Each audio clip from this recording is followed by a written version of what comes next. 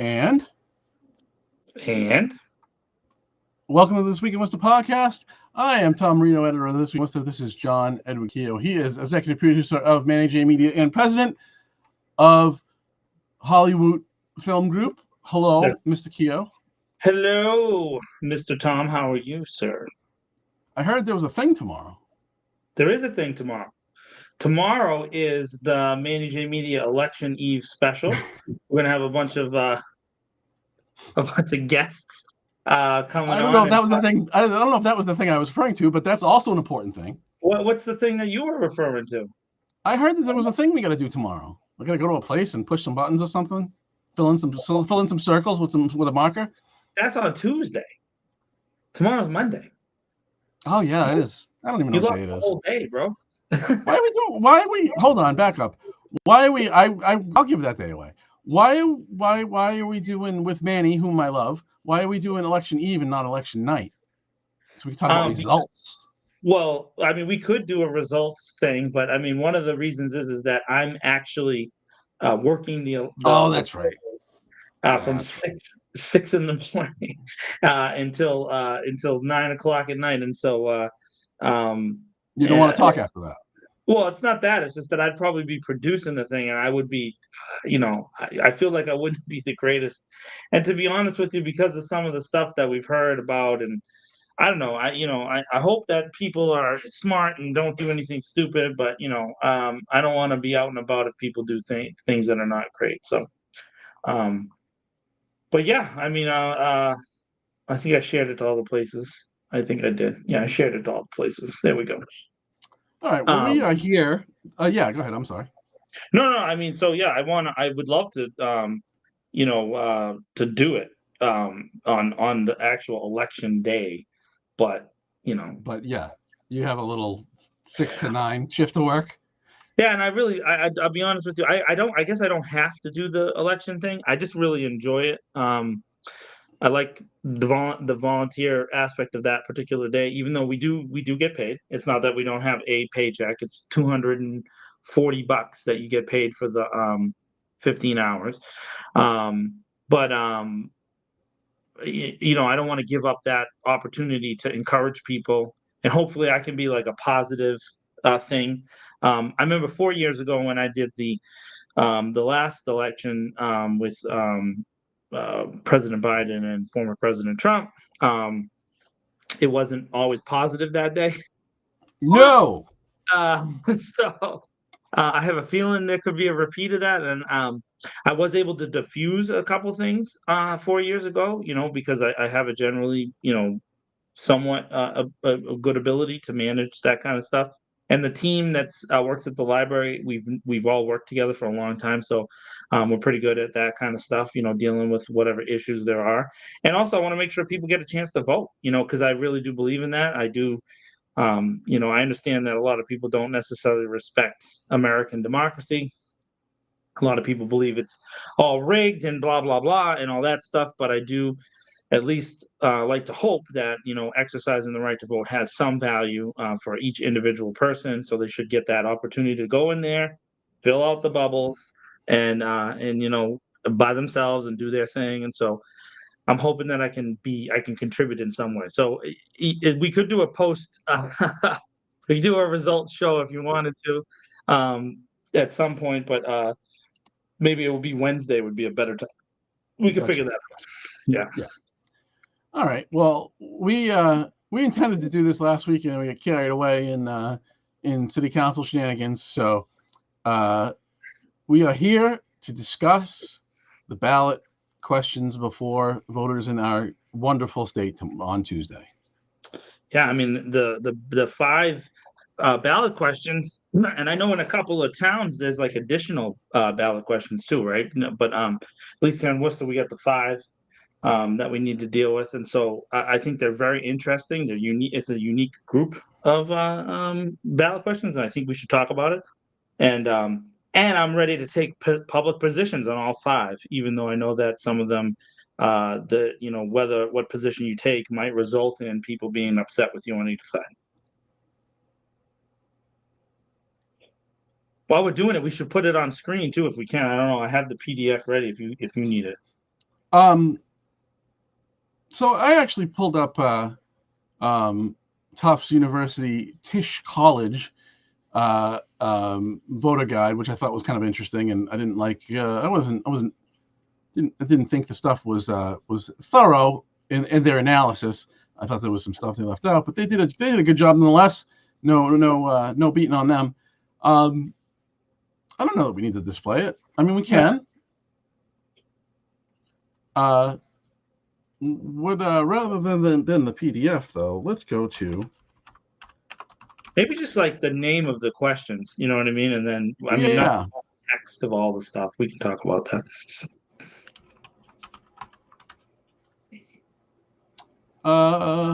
My go-to on this stuff is Ballotpedia, so I'm just going to pull it up there so we can display that. You want to introduce question number 1, sir? Yeah, sure. So question number 1 is the state auditor's authority to audit the legislature. And it's a yes or no vote. Do you approve of the law summarized below, which no vote was taken by the Senate or House of Representatives before May 1st, 2024? That's the time limit. A ballot question in Massachusetts, just for anybody who's watching, you can't have a ballot question where there was a law vote taken on a proposed law by the Senate or House of Representatives in Massachusetts within a certain time frame. I think it's 6 months or 180 days. And so that's why it says that. And then a yes vote would specify that the state auditor has the authority to audit the legislature, and a no vote would make no change in the law relative to the state auditor's authority.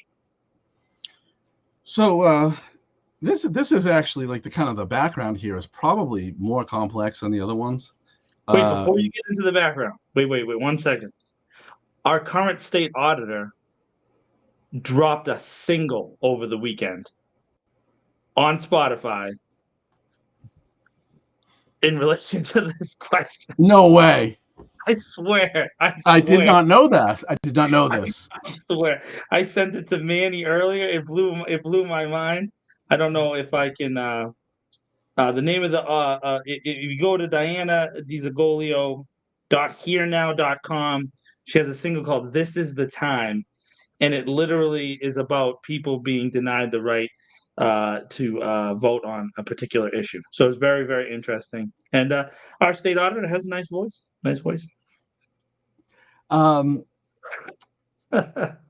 So this is interesting because this is ultimately going to end in court. I mean, this is going to pass overwhelmingly. I would expect that this will pass like 85-15 or some nonsense. Yeah, it's going to be dumb. As it should, because no branch of government should have no oversight. Right. But there's so the limits here are going to be interesting, right? Like the question doesn't actually have any limits built in, but yes. Really, just so everyone's clear here, the office of the state auditor is actually an executive branch function. The office is elected, but it actually, organizationally sits in the executive branch. And so what this question does is really ask the executive branch to audit the legislative branch, and that raises all sorts of constitutional questions about separation of powers and yada yada, specifically about separation of powers. And so, like, core legislative functions are almost certainly going to be off limits. Votes, debates, and this is a real problem there too, in the House at least. Committee assignments, that sort of stuff is not going to be, is definitely not going to happen, and it's probably that part is absolutely going to be ruled out in court. It's just, it's just overreach. But on non-core activities, this does happen in other places in the country, but it is usually with the kind of blessing of the legislature, and that's absolutely not going to happen here. Yeah, so they're going to fight back against this. I think that so let me come right out and say this: I'm a yes vote all the way, personally. Oh yeah, absolutely. And because the state legislature has done everything possible, and this is to hide, to cheat, to steal. and it didn't just like start the other day. This current Speaker of the House has yet to be indicted, so I can't say that he's a criminal. But the three speakers of the House before him in a row, who ruled the House from the late '80s until this guy, all were indicted federally. I don't And think the last one was. I don't think he was ever indicted. He was Oh, under it's an Sal investigation. Was it a Sal DeMacy? No, it was I can't believe I forgot it. Oh, live fact checking on the This Week in Worcester podcast. Let's see. Robert DeLeo. Oh, DeLeo, yeah. So okay. Yeah, so he was investigated. He was. I don't believe he was indicted, but yeah, his two predecessors were for sure. So, but wait. Speakers, hold on. Let's check. And while you look for that, I mean, more importantly is, I mean, the speaker of the House in Massachusetts is, it's the God mode role. You basically control everything. From you have unilateral power as the speaker over committee assignments, and that's how legislators actually make some money in the House. Their salary is pinned to 10% below state median, and then you get bonuses for being assigned to committees, and you only get assigned to committees if you play ball with the speaker. So that's one way in how he controls the whole shebang. All right, so let me live fact check myself. So the current Speaker of the House, Ron Mariano, has yet to be indicted for anything. Robert DeLeo, who is his predecessor, who was the Speaker for 11 years, was investigated in several places. He resigned to accept a position at Northeastern University. So took that nice golden parachute out to a university presidentship. That's always fun. The guy before him, Sal DeMacy, resigned, convicted of conspiracy, honest services frauds, and extortion. Ron Mariano was his immediate right-hand man. So, but apparently he didn't know anything that was going on there. His predecessor was Thomas Finneran, who pled guilty to obstruction of justice, and he was Sal DeMacy was his right-hand man, and then his immediate predecessor, Charles Flaherty, pleaded guilty to tax evasion, and he and Tom Finneran was his. So there was three in a row that were convicted of crimes. The fourth was investigated for crimes. The current is not. So, and then of course, in covering all of them, and then the ones before that, the Senate president was William Bulger, who I don't know if you know, but he had a very famous brother. Yeah, and just to go down this track a little ridiculous. bit. It is absurd. It's so bad. And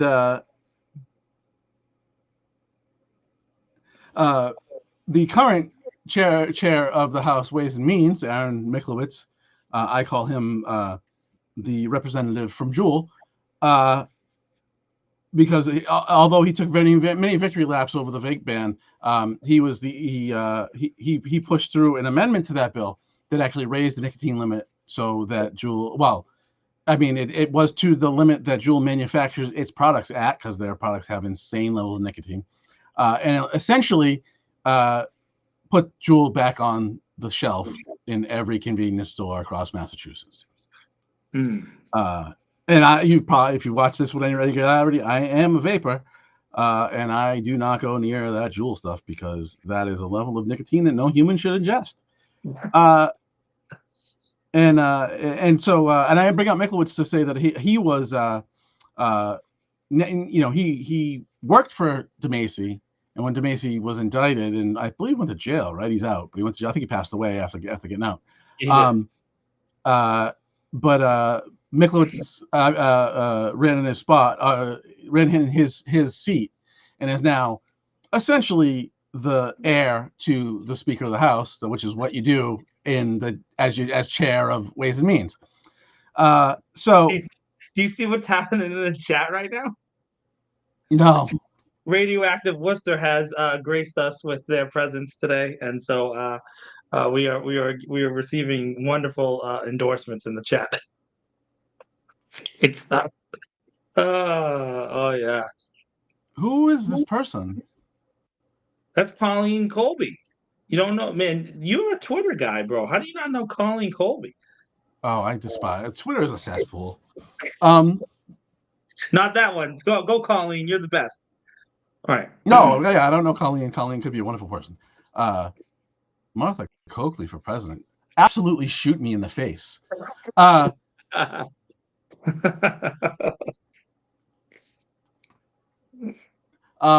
So yeah, so that's the kind of stuff that is going on at the House over the last 10, 15 years or so.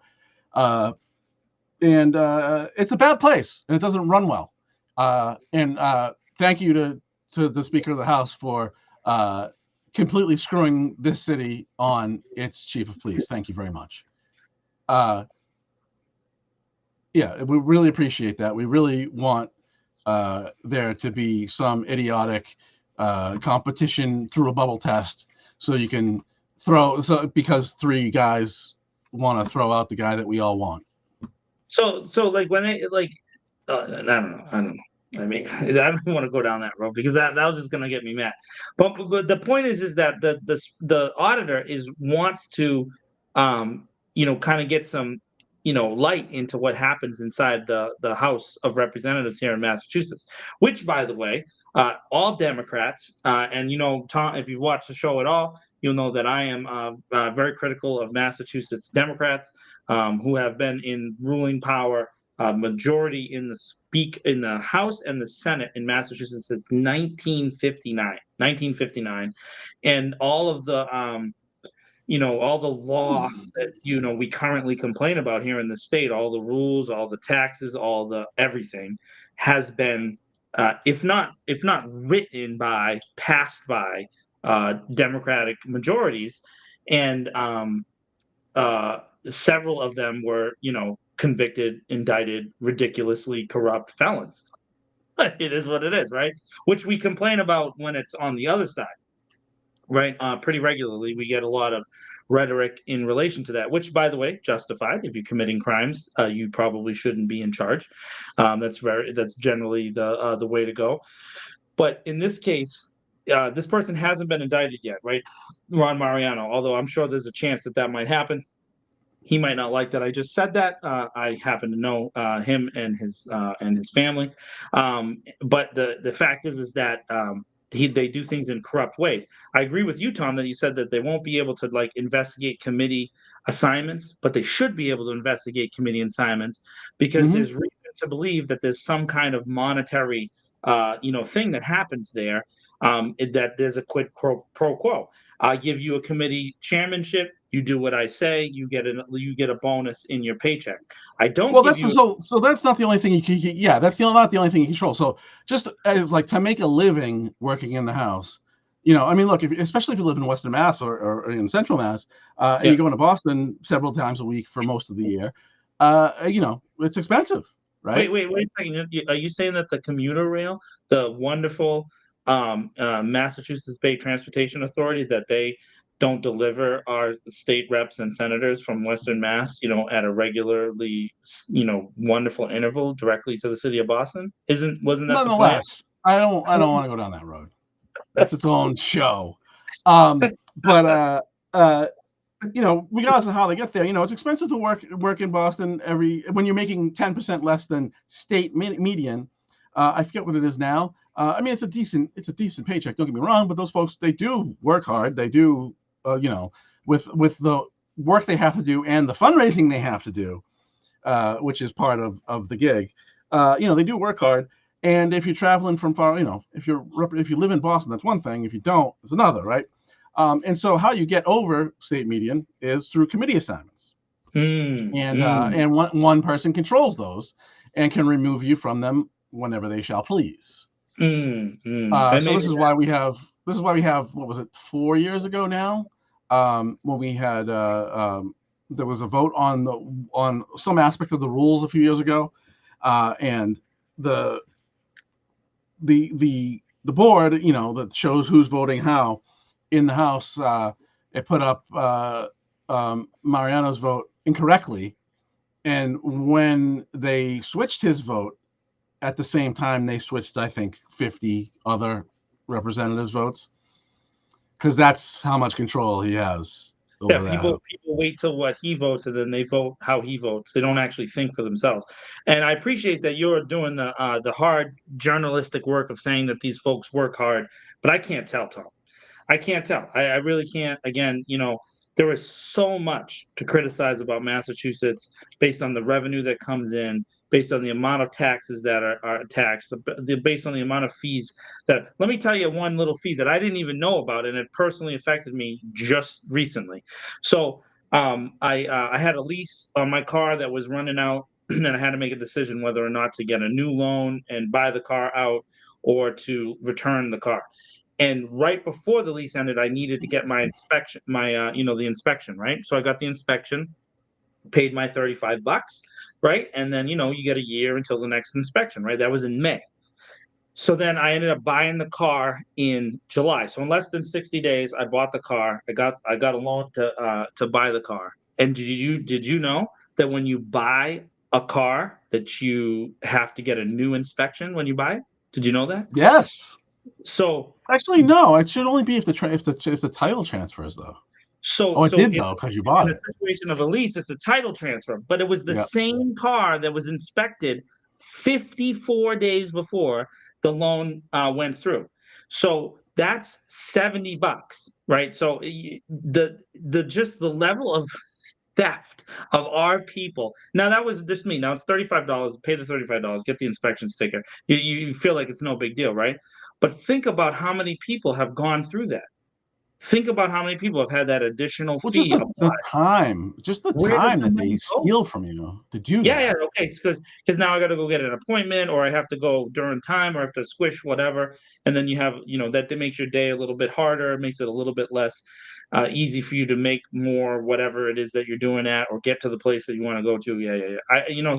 But my question is, where does all the money go to, considering our state has so much and has so many fees and things related to it? Where does it all go? Where does it all go? Now, I'm not going down the rabbit hole that everybody wants to go on Facebook and Twitter, where they're gonna blame it on that they're giving it to this group of people or that group of people, because whatever the new group of people that you internet psychos are against today, it's been going on my whole life, predates me, right? So I'm 42. This kind of waste of Massachusetts taxpayer dollars has been going on for decades. So it didn't just start with whatever the current other that you don't like is whatever that group is, right? So it's not just that. They steal our money and they use it for pet projects, which was never the intention of the tax levy. The tax levy was never supposed to pay for somebody's gazebo, right? Which is something that is like a common, wonderful thing. It's like, well, we got to make the gazebo in town square X. That was not what tax dollars was supposed to go to. Tax dollars are supposed to be for infrastructure improvements and things that are related to helping people, not related to helping the government's friends and their buddies. Oh man, Sean. Don't put that on the screen. Oh no. Had to. No. Oh my goodness. We just went. This whole show just turned dark, right, with one comment. Oh no. But yeah, I mean, it's like I want them. I want everything that they do. I want their emails. I want their phone calls. I understand that in legislation, there's going to be personal conversations between people that are like negotiated. But if you're using an official state email to email someone an official state thing, I want that recorded. I want a printout. I want it available. And I want Tom Marino, as a journalist, to be able to have instantaneous access to that. And I want the public to be able to see what's going on. If you're discussing stuff that is like illegal, then, it should be revealed. It should be revealed real quick. We should be able to like narrow those things down. And then so for the state, I have had actually a state representative tell me, well, John, you don't understand, that makes it harder for us to do things. Good. Accountability is more important than your comfortability. If you decide to take a public position, you should be held to a higher standard. It's the same argument I make with police officers.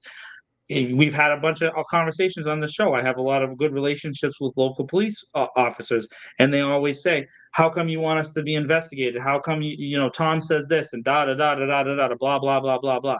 It's not that I want every police officer to be arrested. I just want them to be the thing that they say that they are.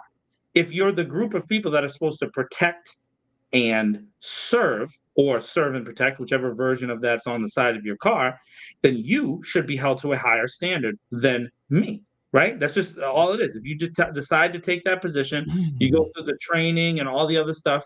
We're giving you a gun to carry in public. Yeah, I want to investigate you and make sure that you're not doing crazy, stupid stuff. I'm not saying every single one does crazy, stupid stuff, because that's not true. That's it's usually a smaller group of people. But I'm not going to go down the route of the bad apples argument. The issue is that because you don't have accountability, it creates a culture of pervasive nepotism, graft, and corruption.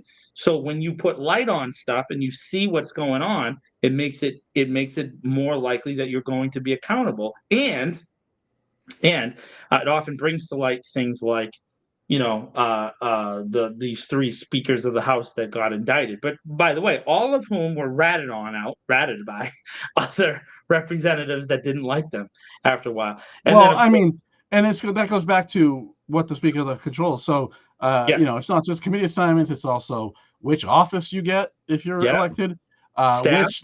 which legislative aides you have. Because it's kind of one pool of people, and then the people are signed out.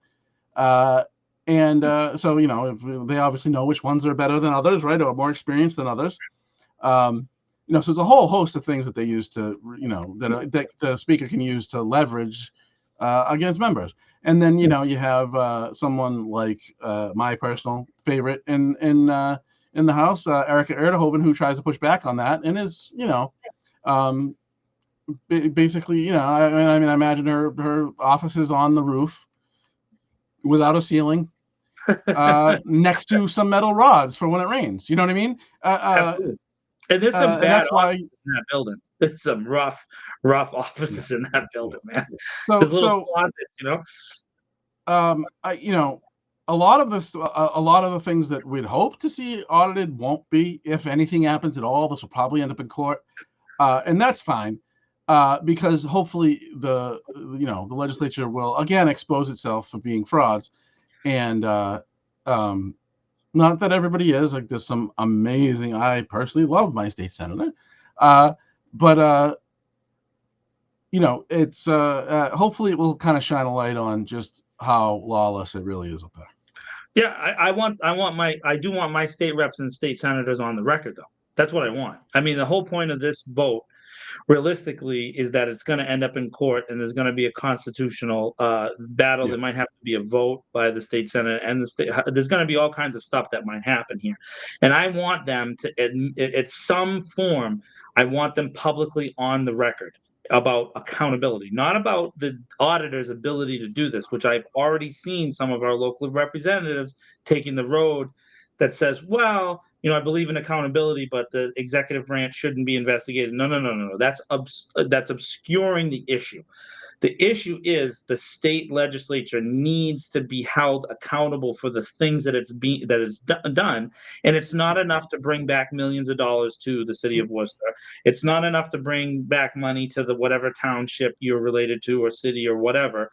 It's more important that we know what you're doing there and why things are happening the way they're happening, and why Massachusetts, the supposed liberal progressive capital of America, continues to have the same problems that exist all around the country that we complain about all the time, right?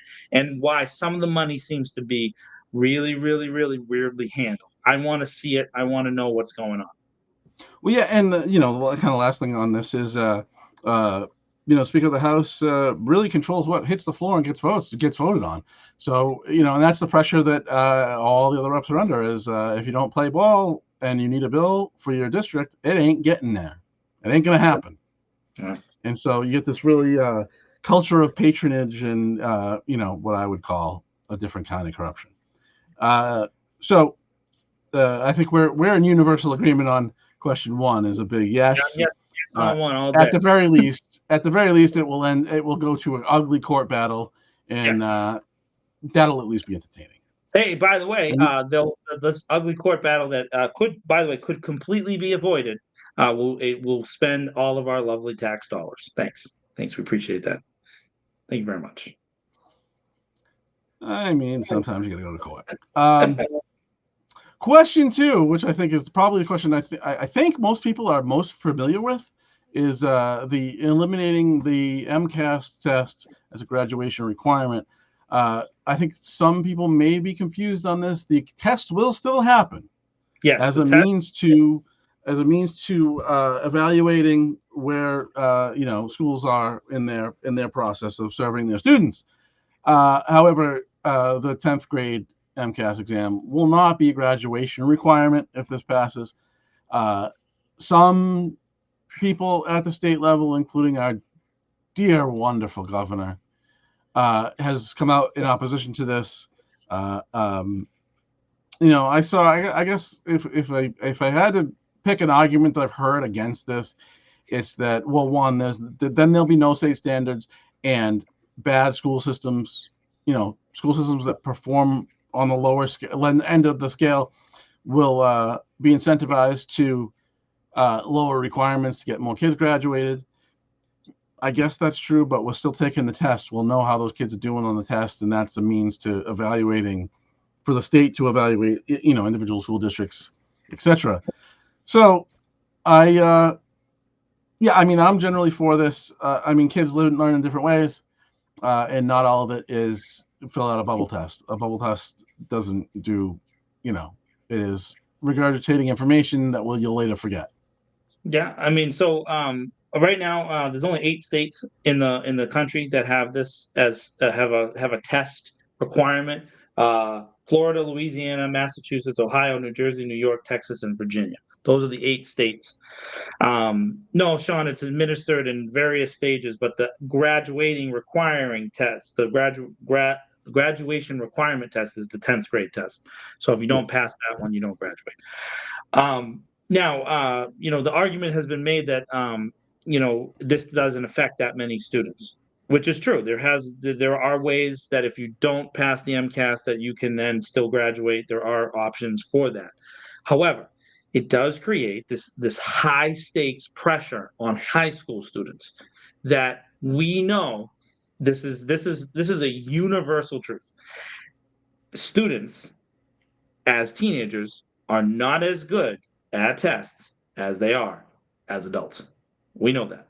So it doesn't necessarily produce a better educational outcome. The thing that we know for sure does produce better educational outcome. This is a universal truth across all societies in the history of mankind, is student to teacher ratio and resources per student. Those two measures result in history consistently in every culture, in every single country, in every nation, in every version of human society ever. It always results in better student outcomes. This test only measures a snapshot of a preparation cycle that happens in a very short period of time. It cannot ever measure a student's full knowledge base. It can't. It might have some value as a measure of how teachers are doing, but it's hard to prove that because not every school in Massachusetts has the same student to teacher ratio or the same per student resources.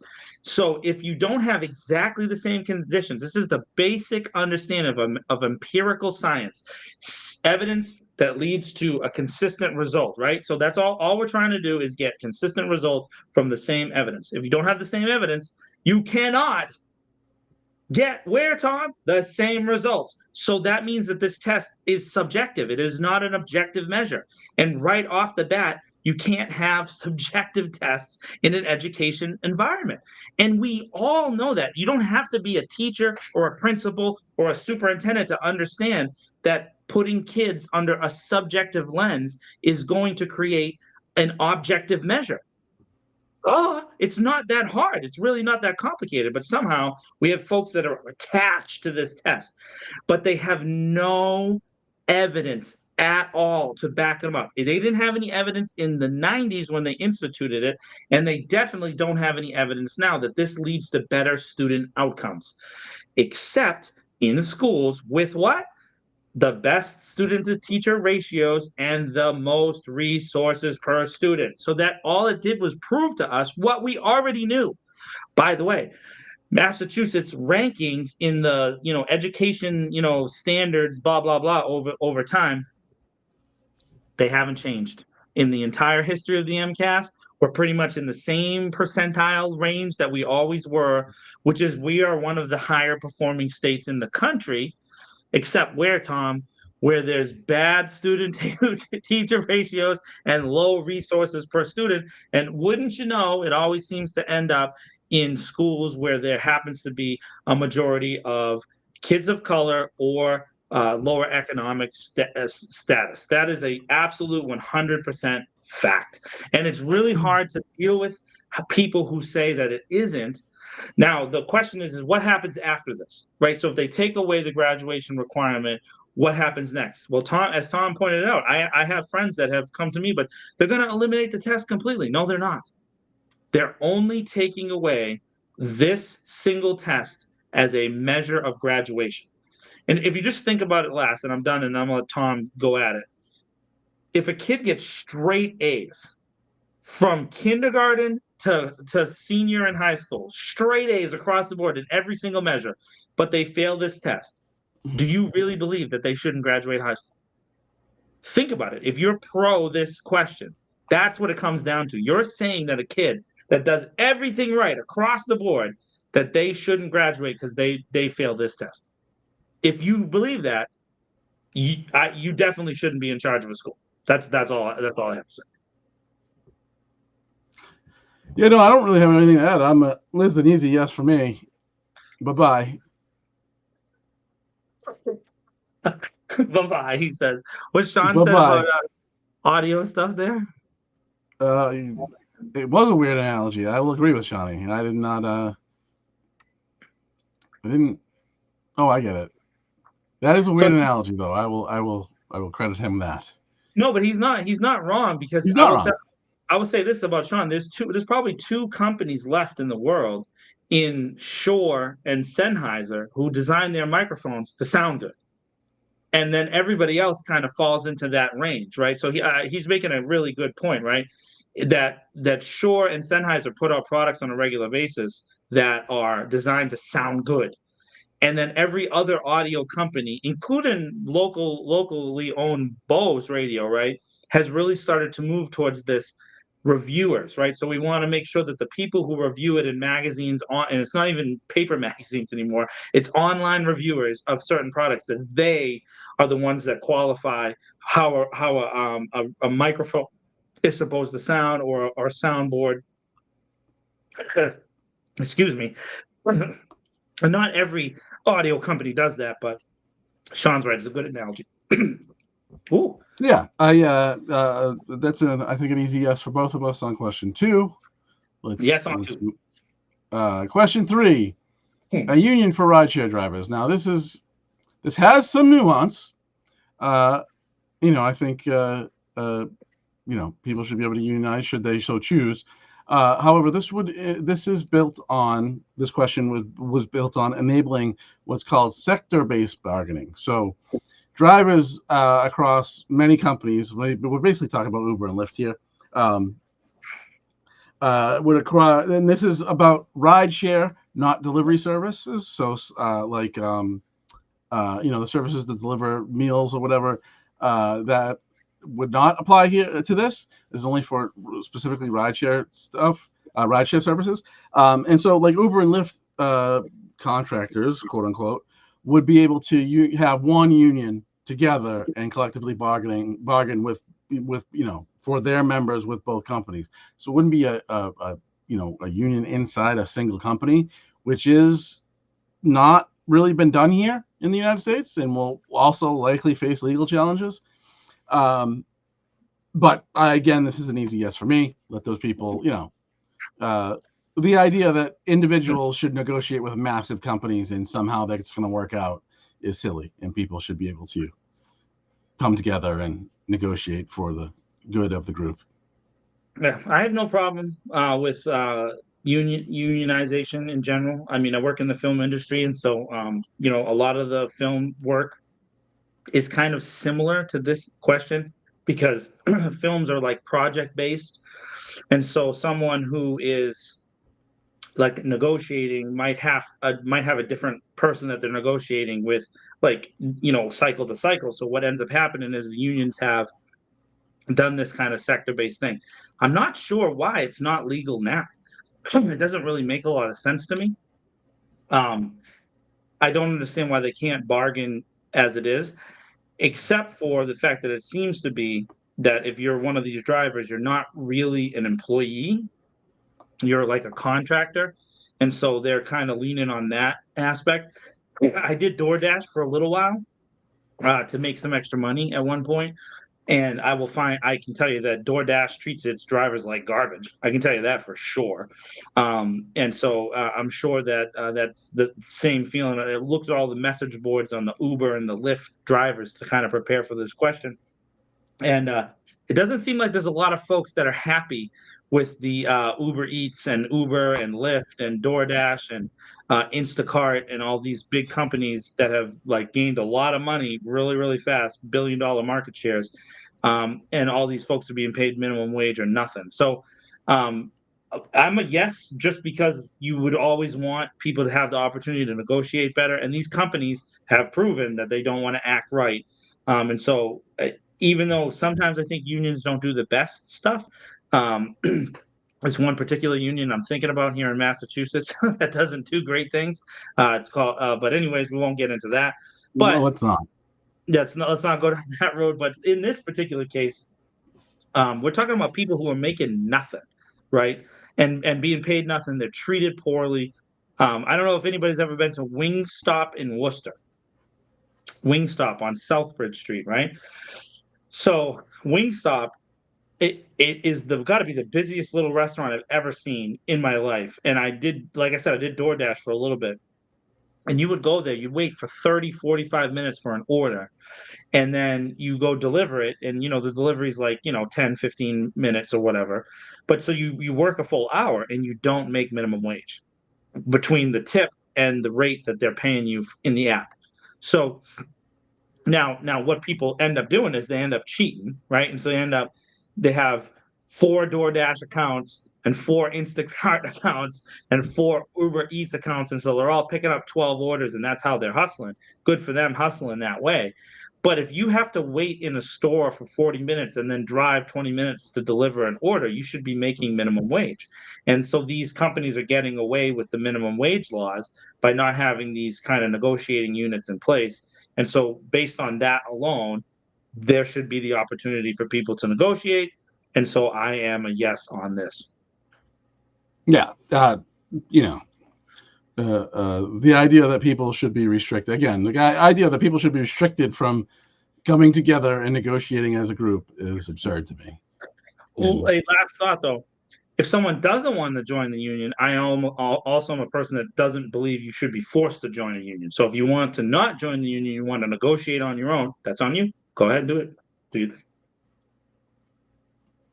Yeah, I mean that's like, because this goes down the rabbit hole of right to work stuff, and um, I mean that's often just a tactic to undermine unions. However, and so that's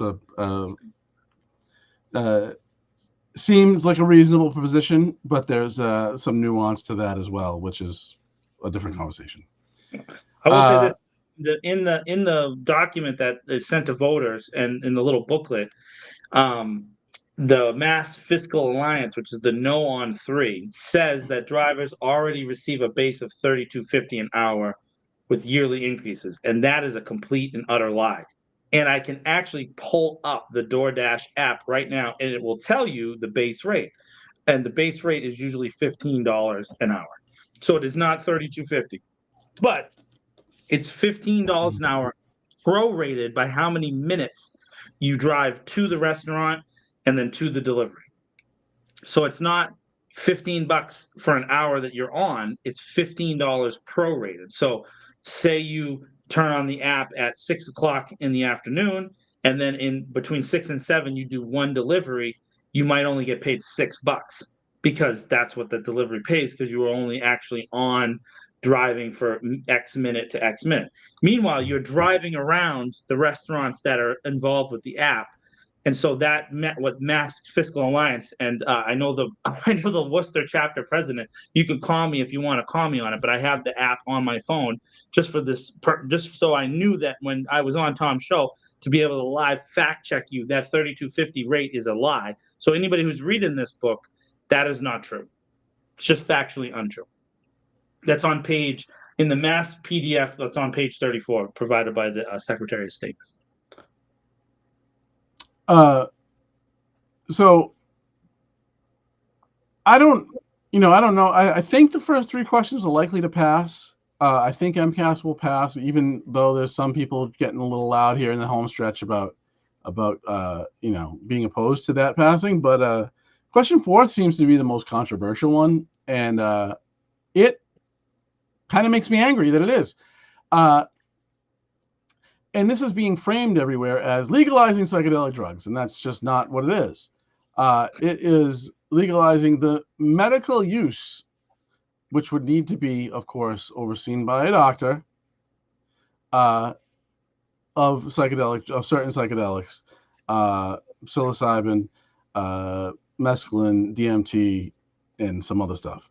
That I only can't say the words. That's why I didn't say them. Because I don't know what the words are. Methyltryptamine and ibogaine is what I got. Is the other 2 words. Sure, that. There you go. And so this is, going to be offered by licensed professionals in a clinical setting, and the advantages of these drugs, you have likely seen a lot of veterans groups being very supportive of this, because microdosing has been shown to have incredible positive effects on mental health issues like post-traumatic stress disorder.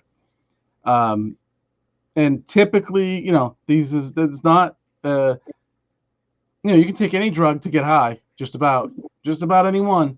Yeah. And including these.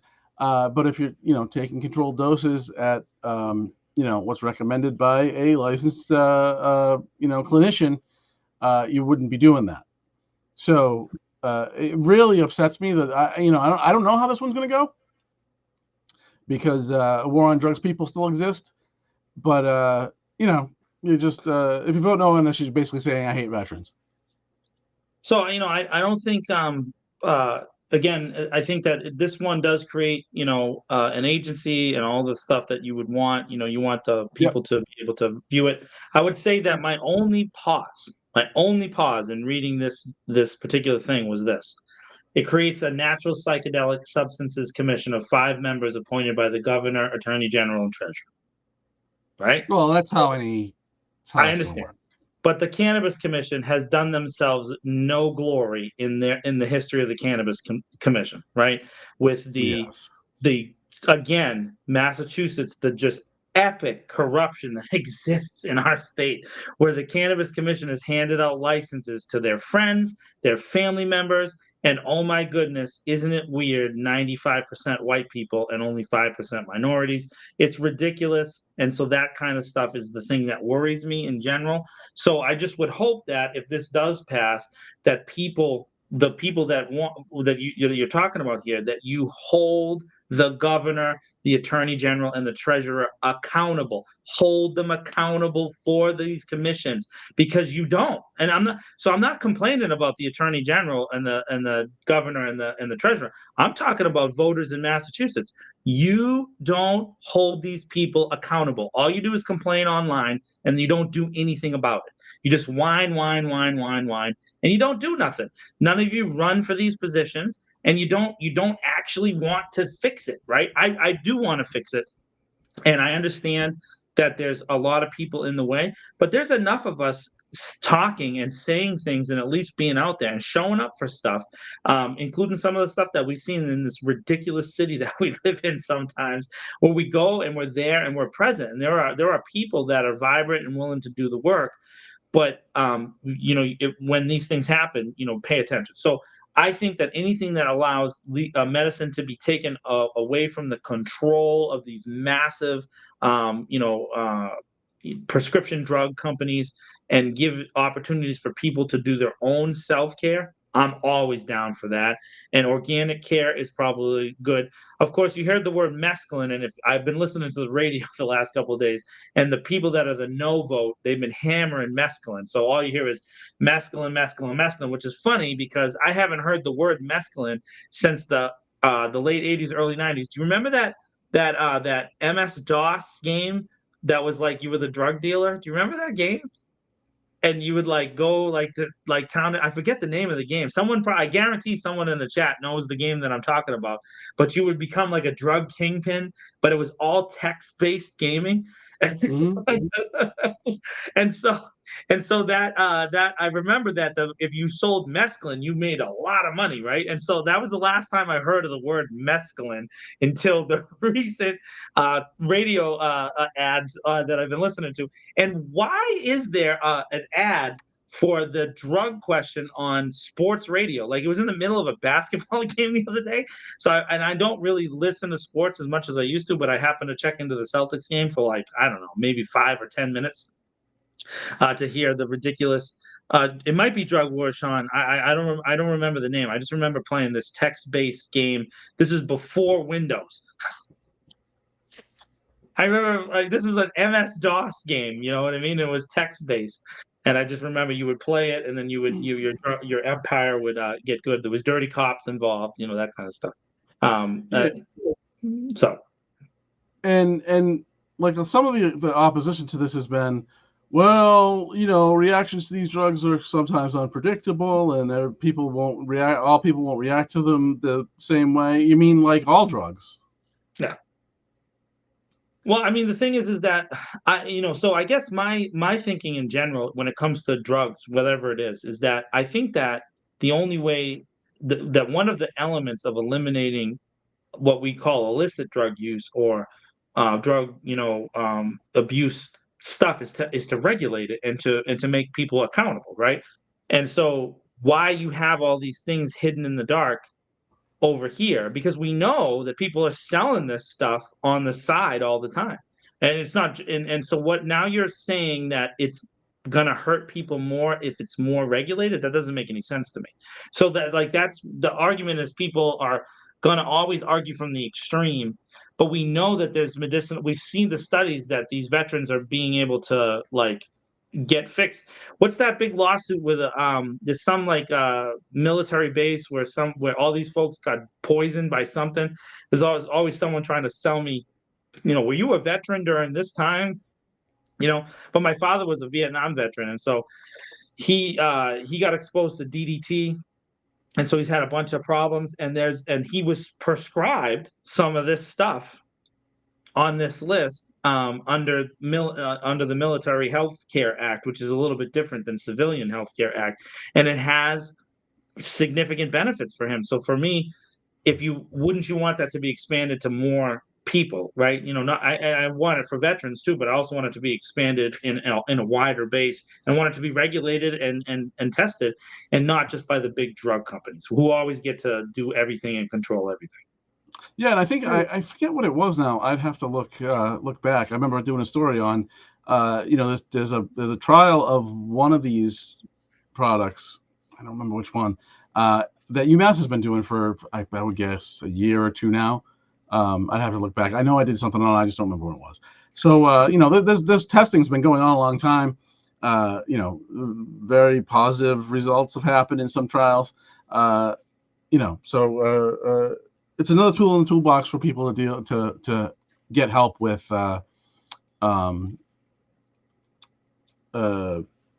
with mental health issues mostly. Hmm. Uh, Ketamine. There's another one. There's another one that you don't like. This is the kind of thing. It's like I haven't heard of those words in such a long time. It used to be something you heard more often, right? yeah, it's because we got old. That's They're true. We still are. out there. Um, question 5 is the one that I really still haven't kind of decided, and I hate to be that guy 2 days before the election, but I've seen so much on both sides of this, from people even in the business, right? People that are our servers, some are for it, some are against it. It's um, Come on, I'm Sean. laughing at I'm laughing Yeah, at I mean, Shawnee. hold on at the That same. that comment is not fit for broadcast, We're not but putting made that one me on the laugh. screen. No, no, no. No, we're not clicking on that one. But made me laugh, and I appreciate it. It did it. Uh, so this question would for tipped workers, it would phase out the minimum wage of $6.75, which is where it's at now. It would put it make it equivalent with everyone else at 15, and then but it would also enable restaurants to pool tips, which is currently illegal. So you would get paid, minimum wage, but tips would be pooled and could be pooled with even staff in the back, people that aren't even dealing with customers, which I mean sometimes makes sense. I'm kind of leaning no. I just don't. I guess it would be great for servers who work at a place that isn't as busy, or is in for whatever reason doesn't generate as much business and/or tips.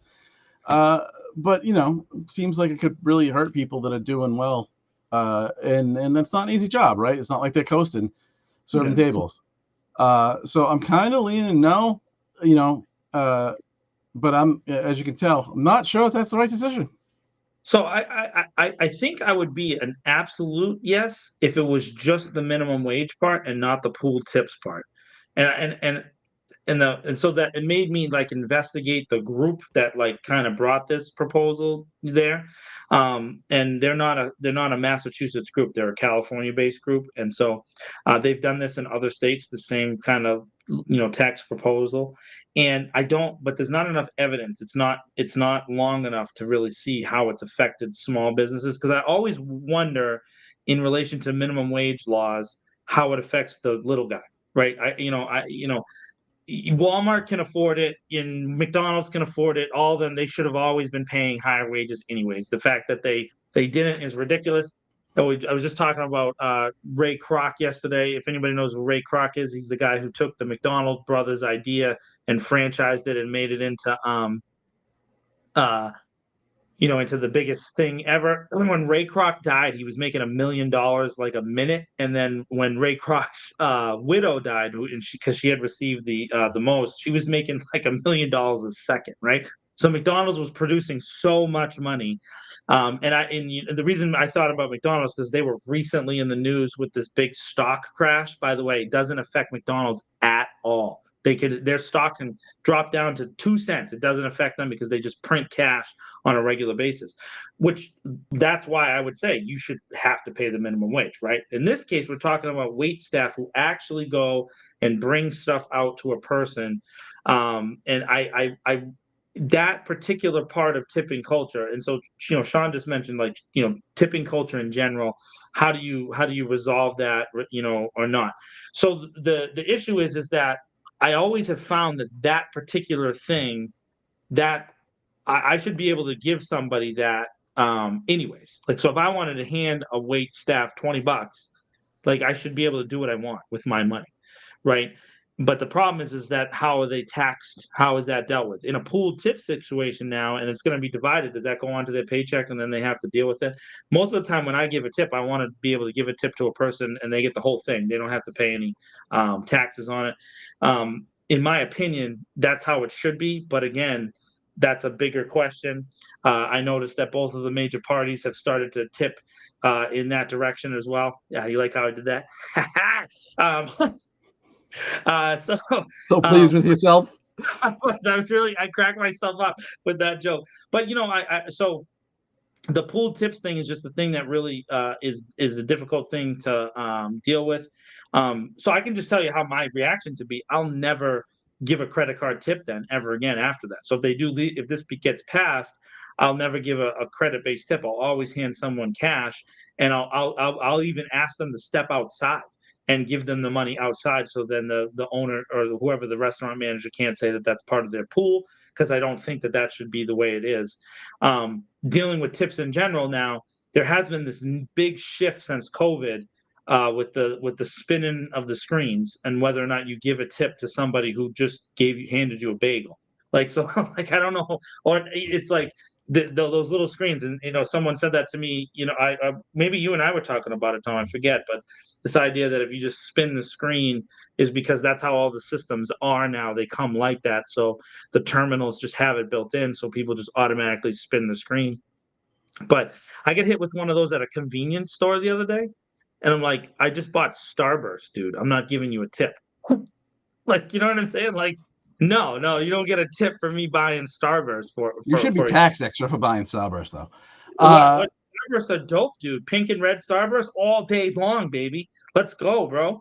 It's also important to understand that servers are making $15 an hour now.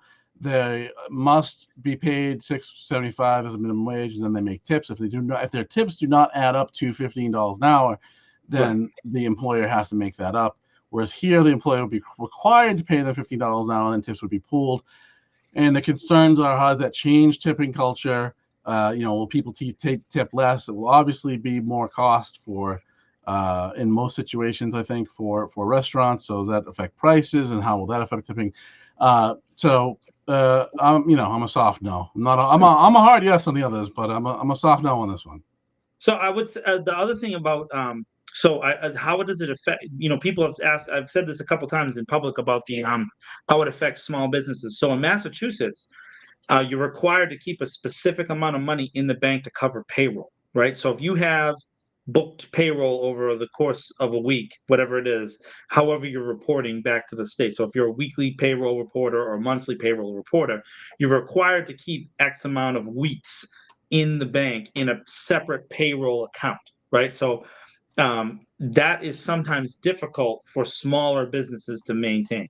And you've probably heard that, in various ways, like, oh man, I got to get over to make payroll, right? I gotta put this money in the bank to make payroll, blah, blah, blah, blah.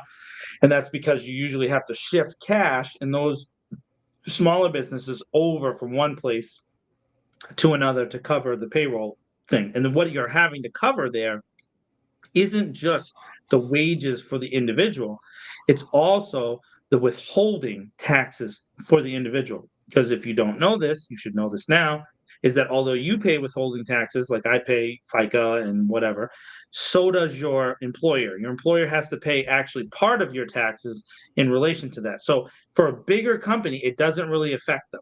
It doesn't, because they have so much money they can deal with it. But for smaller companies, having to hold that amount of money in the bank can sometimes make operations more difficult. So, there's never been any massaging to those laws and the basic requirements. And part of that is because often those businesses go under, right? So if you go back to COVID, a lot of businesses did close, and we lamented that. But most of the businesses that I don't want to say all the businesses closed, but a lot of businesses that closed during that time really weren't running well anyways. At the time I was working for Westerman, and part of Westerman's operations was restaurant supply delivery. So, we would deliver stoves and fridges and all kinds of stuff to these businesses, but they were only skating by right before the pandemic, and they were just barely making it. And then so the pandemic hit, they couldn't, sell pizza, and boom, you saw all these restaurants go out of business really, really fast. But they probably weren't really operating as a business well in the first place. So I don't know how that correlation is. Will this change and make it even harder for a smaller business owner to operate? maybe. I don't know. I feel like it's worded poorly, and I don't like the second part about the pooled tips. So I just don't know. I also, like you, I kind of just don't know. I feel like I'm gonna go with my gut on Tuesday and figure it out. I don't know. So Yeah. I'm still not sure about this one. Yeah.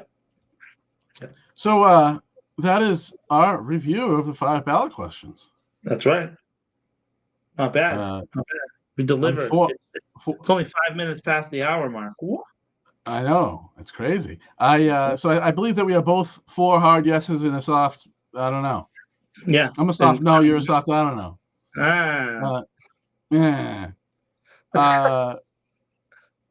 So regardless of if you wholly disagree with either one of our position, which is they're similar, that's fine.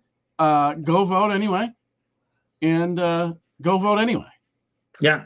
And don't leave the questions blank, man. Don't do that, because the thing about the ballot question thing in Massachusetts in particular is they do somewhat pay attention to the amount of people that participate in this state, right? So you can kind of see sometimes that things get shifted when there's like a ballot question, right? And so if you go back to Massachusetts' kind of slow rollout of accepting legalization of cannabis, but then when that ballot question came up about it, right, the overwhelming support of it, if you saw how fast all those politicians who were once against it are now for it, it was amazing how fast the change came. And that's because they realized the political capital had changed and it didn't really matter anymore, because 80-90% of the people in the state just don't care. Whether you're against cannabis or not, most people have just accepted it at this point. It's like, whatever, it is what it is. Maybe you have a cultural or a particular moral imperative related to that particular substance. That's fine. But you've generally accepted that it's going to be legal and that's how it is. And politicians make their decisions on that calculation. So participation is key. You got to be involved if you want to get at least some of these super corrupt politicians to pay attention. It is what it is. Yeah. So you know what time it is, Tom? It's the best time of the show. Yeah, let's do a couple announcements first. Of course, Oh, yeah. I and many others will be appearing on Manny J Media tomorrow, or appearing with Manny J Media for an election eve special. We'll have tons of awesome guests. Yeah. Myself included. I'm on the less awesome of that spectrum because there's some really awesome guests. Cool. Yeah, absolutely. Flyer will be up in a little while. A little while there'll be a flyer. And we will do this again next week at 8:30 on Sunday. That's how we roll. Well, hopefully, unless of course our country has been turned into a dystopian nightmare by next Sunday, and we're not allowed to like leave our houses. I mean, I don't know what's going to happen between now and then, Tom. We have this big thing coming up on Tuesday, so who knows? It could be the end of the world. And regardless of who you vote for or how you vote on these questions, when they count the ballots, just accept that, because that's what they do, is just count the ballots. I'll tell you what. So, and hey, get out there. I'm an election inspector at the library. Please go out and vote and participate in these vote, and please be nice to the ballot workers. It is not an easy job to work at the polls. Sometimes it's easy when no one shows up, but on this particular day, the presidential election usually brings out folks that are not happy with each other and with you, and so do your best to be nice to the folks. Most of the people are older. They're not. There's not a lot of young folks that do this volunteer work. And by the way, if you're thinking about it, maybe next time you could join. It's a pretty tight-knit group of people. It's a very diverse group of people that volunteer. So just go out and be nice to them as much as you can. If you see me, you can tell me to go F myself. That's fine. But if you wanna at least be nice to the rest of the people around me, that would be nice. They're very sweet, and I care about them a lot. And so I think there is a part about our country where people do care and want to try to participate. And so, if you do go out there, do your best to just be nice. It's going to be a rough day for everybody on Tuesday. So let's just be nice. Try to be nice. Yeah. And vote shaming is the stupidest thing alive. It is. It is. I would just say, if you're going to vote for a certain person for a certain important office from the state of Florida, that that's your prerogative. I disagree. Holy good God, do I disagree? But still love you. Just if it doesn't go the way that you'd like, just don't feed into the nonsense that's inevitably coming that it was stolen. It wasn't. This though, today not to go too deep into religious stuff here because I know there's some folks here that don't necessarily like that. But PSL candidate De La Cruz, I actually went and looked at all the other candidates just to get an idea of them. So that's interesting. De La Cruz, check into all the candidates, read up about their positions. They've taken some interesting positions, but the pastors from my church have taken a very interesting position, which I think that maybe a lot of people wouldn't expect from Christians. But they basically said this: regardless of the results of the election, we should accept it and we should support the person who wins. And I think that that is the most reasonable and the best way for our country to move forward from the giant division that exists. I know that's going to be really hard for either side of the spectrum to be able to support the alternative side's candidate.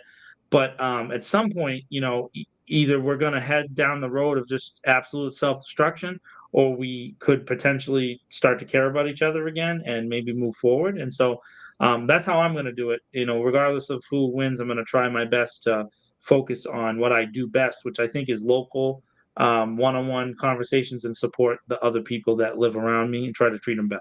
So. Yeah, well, I mean, and I don't necessarily think you need to, you can be in the opposition, but just make your opposition political. Make it about the actual topic and not culture war nonsense that is used to inflame us all. Yeah. It is now time for the best part of the show. It's the best part. It is the best part. This is, by the way, the polls are in, and it's 97% to 3% that this is the best part of the show. Those numbers, 538 and 270 to win, and CBS News, they all agree that the best part of the show is when I ask Tom about his favorite stuff, right? And we kind of go different places. I thought about this one this week, and I hadn't thought about it before, and I'm surprised. But Tom Marino, what is your favorite video game? Oh, I mean, that's tough. So there's a lot of ways you could answer this question. Let's start with current, and then maybe go all time. Well, so just in general, I mean, the even though they're not they don't improve at the rate that they should anymore.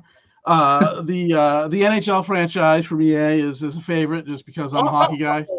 All right.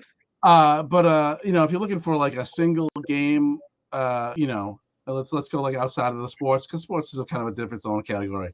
I'll go with Resident Evil 3 Nemesis, because when you beat that game and you had the points at the end and you could buy the unlimited rocket launcher, it was so gratifying to play through it again. And every time that dude would come up, you just stick a rocket right in his eye, and he would just go, "Ugh!"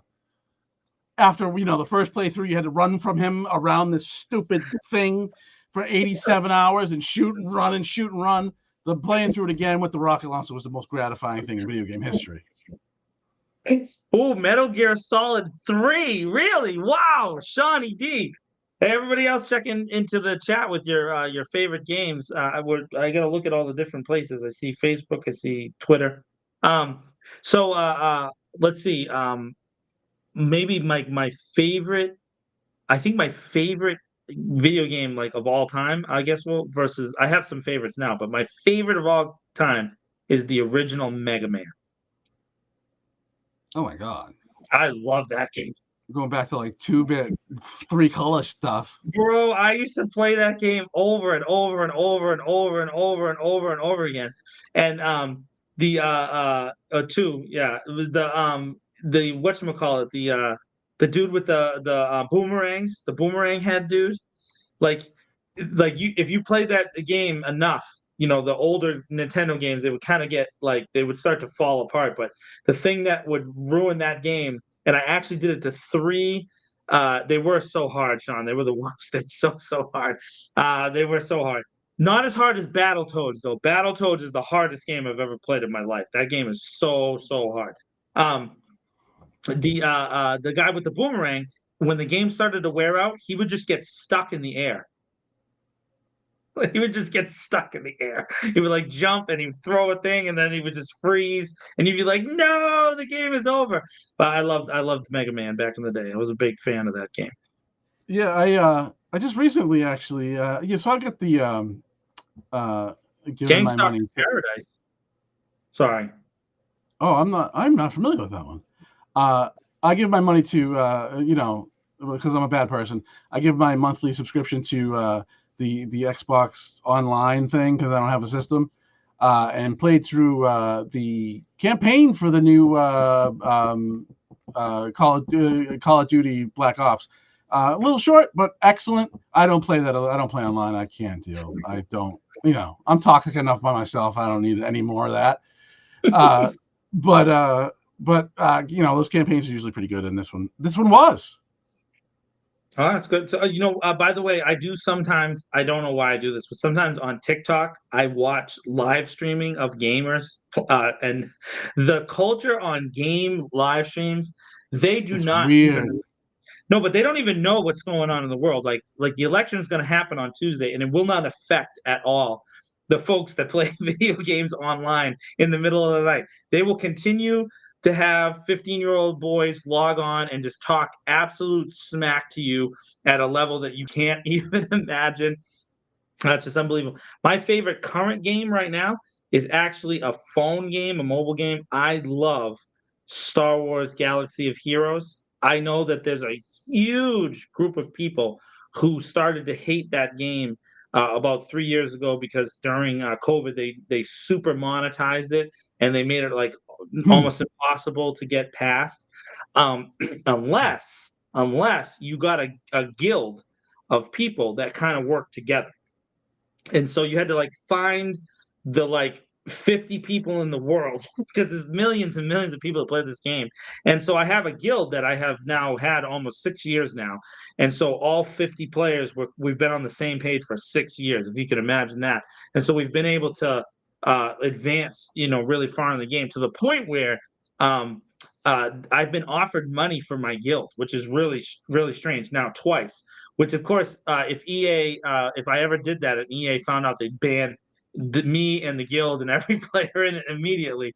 But I love that game. I love the RPG version of it. And I do like some of the newer elements that they've started to add in it, but man, they do try to steal your money to level up. It's so crazy.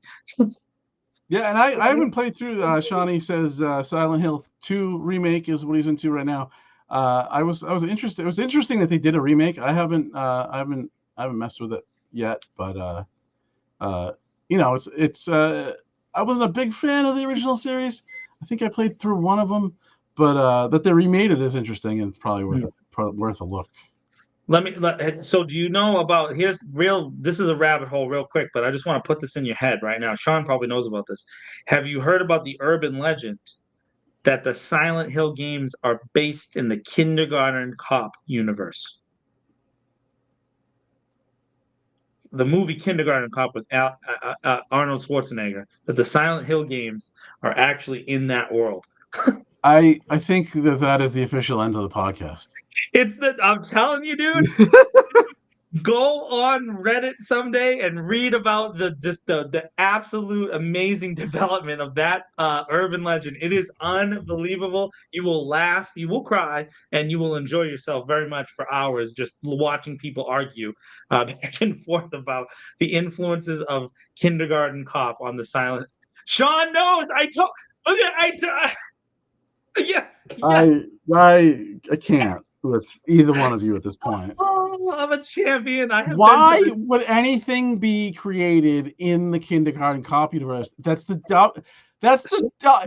most obscure, dumbest thing I've ever heard. Yeah, Sean, you're the best. Sean is the champion. The This Week in Worcester champion. Yes, that's so good. It's so good. Oh, I win. Yeah. I, Uh, I love it. I yeah, so love it. I play the hockey game a bunch. I have I play the baseball game a little bit too. I haven't watched the baseball game in years. But I don't want to hit. I just got a guy who throws gas, and I do the play a dude mode, and throw the ball by somebody. But I inevitably will hang a cutter every game, and it gets hit 6 miles. That's cool. Everyone- So you mean against the computer people or against the No, online I players? know. I just play like I just gotta Yeah. well, I forget what it's called. Make it to the show or something like that. Yeah, yeah, yeah, Um, yeah. yeah, and so MLB the I'm just show? Yeah. yeah. Well, yeah, but the mode is called something. But Yeah, Road to the Show. That's what it's called. that's cool. And so I just made a picture, and I was jump in it and throw gas by some people. But again, it's my cutter. I just can't. I don't know how to throw the cutter apparently because every one I throw just gets hit 6 miles. Just for a quick reference to another Star Wars game, the old Knights of the Republic, the first game, the original Knights of the Republic. Oh my goodness, what a great video game! Knights of the Old Republic were just oh, what a great game that was. And they never really recaptured the same thing. But anyways, love that stuff. Disney ruined Star Wars, but what are you gonna What about I started playing with it, and it's a long epic I guess role player. I don't know. No Man's Sky. It's a few years old now. do? I've seen it, but I have not played it. No, that's Yeah, I interesting. just started playing with it. It's interesting. Yeah. Collect stuff, fly around the spaceship and whatnot. People try to kill you. I'm down. Also, I was a big Metroid fan back in the day. Lady superheroes, always cool. Metroid was cool, especially the first, um, like the first version that was on the Wii, the very first one, which I forget which one it was. That one was pretty good too. But the old, again, the 2-bit, the side scrolling, the Metroid games were really cool. Really, really cool games. I like them a lot. I like the story behind it too. So those were cool That games. was a good one. That was a good one. I'll go. I still got some gamer left in me. I mean, I got I no love time for it. You really, but you yeah. know. Yeah, Prime, Sean. Prime is the one I like. Yeah, that's right. Metroid Prime. Yeah, yeah.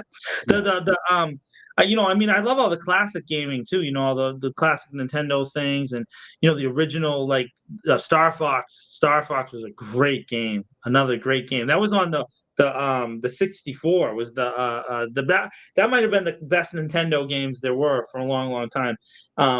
And the console wars are depends on what you like. I like all the fighting games. I used to play a lot of Street Fighter. It's funny that no one remembers Street Fighter 1. Most people remember Street Fighter 2 and then skip Street Fighter 3 and Street Fighter 4. It's funny how that series works. It's like 2 and 4 are good, 1 and 3 no one even remembers. And then same thing with some of the Mortal Kombat games. But I was always a Tekken guy. I love Tekken, especially in the actual the arcade Tekken was just what a game! What a game! All I right, love that's that. like 20 minutes on video games. We gotta stop. This will go on until tomorrow afternoon. WWF No Mercy. I'm saying. See, you did it. You did it to me again. You got me on another tangent now. You remember, the Fight Night series, right? So there's it started out on PC. I think it just released for console now though. It's called Undisputed, and it was supposed to be like the previews for it were dope. I bought it off of Steam and like pre-release, and under development. I was like, oh my god, it's gonna be a boxing game because I like the sport and all. Let me tell you, this game is such an unmitigated piece of garbage that like I want to sue for my $20. I bought it, early, so it was only $20.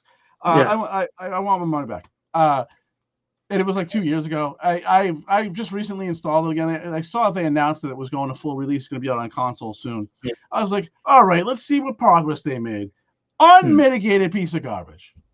By the way, just real quick, completely separate topic, but because Sean brought up a wrestling video game, the current WWE, the Triple H led and no more Vince McMahon WWE may be one of my favorite all time wrestling eras by far.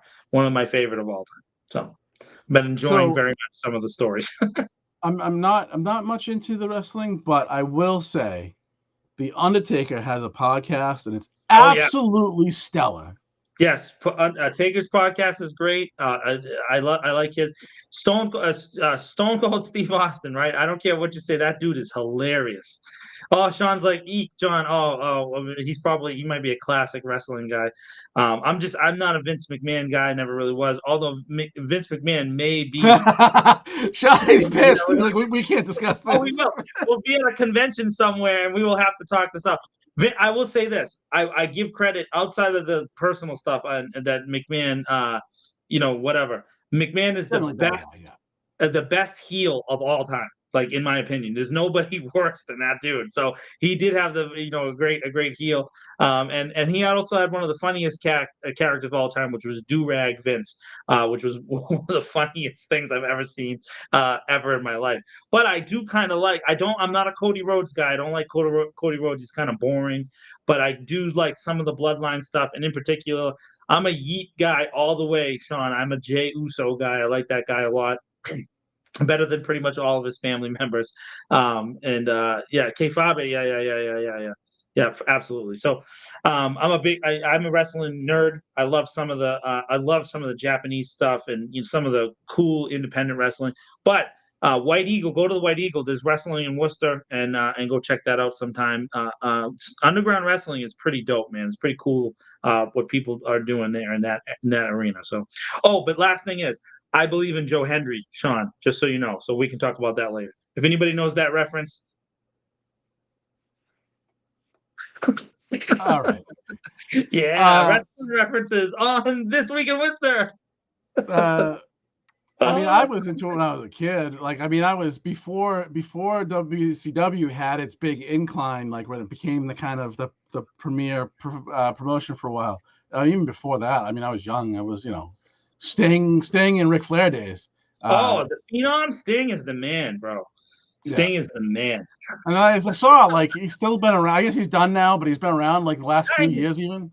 He was just at Polar Park. He was doing something. He's gotta be 75. Yeah, but he's the icon. What do you mean? Sting's the man, bro. But by the way, the biggest mistake, in my opinion, that McMahon had was that he didn't have a Sting Taker thing that could have, been cool. Like something with those two could have been really, really cool. But they didn't get it done. 65. He's 60. He still looks jacked, Sean. He still looks jacked. Yeah, steroids will do that to you. I did see, though, and I don't even know when it was, probably a few years ago now. But there was some at WrestleMania or a promo for WrestleMania or something, and it was Hogan, The Rock, and the guy you just mentioned. Sting? No, Steve Austin. Steve, yeah. Yeah, and it was all they were just talking, but it was kind of like a memory lane type of, they were in the ring doing a monologue type of thing, the three of them together. I guess that's not a monologue, but you get it. And that was very cool. But it's too corny for me these days. Yeah. No, Sean's going total inside baseball, inside wrestling, but he's right. So Ric Flair, who was like pretty much to be honest with you, he's more responsible for wrestling becoming popular, in my opinion. He's the GOAT. Hulk Hogan ever was. It's Ric Flair and Andre the Giant, and then kind of everybody else as far as popularity concerned. But when they were old, it just didn't work. It just didn't work, and so McMahon didn't want to do Taker, Sting, and so. But I feel like those two would have done, because I think they were better at it then. And Hogan was no sell, man. That guy was a bum. He never sold anything. He always had to be the winner of everything. I never liked that part of Hulk Hogan. Even when I was a kid, I was like, what's wrong with this guy? So I was an Ultimate Warrior guy back then when I was a little kid. This has gone on way too long. I'm officially putting an end to this. This is the end of Wrestling Time at This Week in Worcester. We will try to screw it up less next week on Sunday at 8:30 ish. That's when we do this. Hope you'll